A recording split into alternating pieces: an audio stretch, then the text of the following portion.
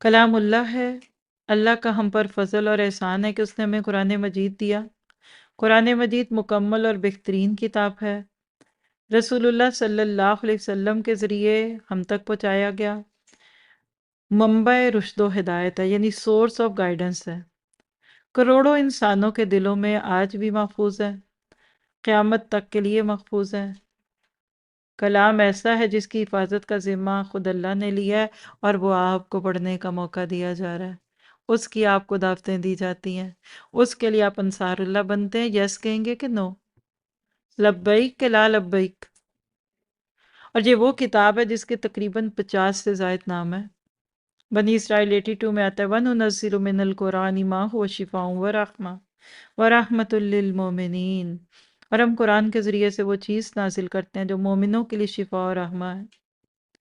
البروج 21-22 بل ہوا قرآن مجید فی لوح محفوظ، بلکہ یہ قرآن بلند پایا ہے اس لوح محفوظ میں ہے، نقش موجود ہے، یعنی لوح محفوظ میں موجود ہے۔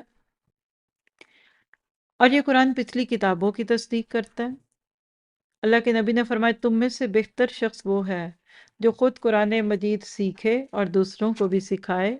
یہ سلسلہ تو صحیحہ کی روایت ہے 2851، اور اسی طرح صحیح مسلم کی ایک روایت زید بن ارقم سے ہے کہ اللہ کے نبی نے فرمایا کہ ترکت فیکم امرین، تمہارے بیچ میں دو چیزیں چھوڑ رہا ہوں، اگر ان کو مضبوطی سے تھام لوگے تو تم گمراہ نہیں ہوگے، اور اس میں ایک کتاب اور ایک سنت۔ اور اس قرآن پاک کو پڑھنے اور اس کی تلاوت کے آداب اگر آپ جانتے ہوں تو الحمدللہ ایک ادب تو آپ بہت ہی اچھا نبھا رہے ہیں، اور وہ کیا خاموشی سے سن رہے ہیں۔ یہ قرآن خود چیلنج کرتا ہے کہ وَإِن كُنتُمْ فِي رَيْبٍ مِّمَّا نَزَّلْنَا عَلَىٰ عَبْدِنَا فَأْتُوا بِسُورَةٍ مِّن مِّثْلِهِ، تم ایک ایسی صورت لے آؤ جو اسی جیسی ہو۔ آج اس کتاب کی دعوت آپ کو دی جائے۔ نور القرآن کیا ہے؟ اسی کتاب کے نور کو پھیلانے کی کوشش۔ اور آج غلبہ اسلام کے نام پہ اس بارے میں پیغام کیا ہے؟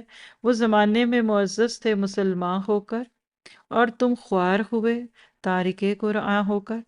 آج ہماری خواری کی وجہ یہ نہیں کہ ہمارے پاس ہتھیار نہیں ہے، اٹامک انرجی نہیں ہے، قرآن نہیں ہے۔ تو اس کے لیے ضرورت ہے اس قرآن کے نور کو پھیلائیے۔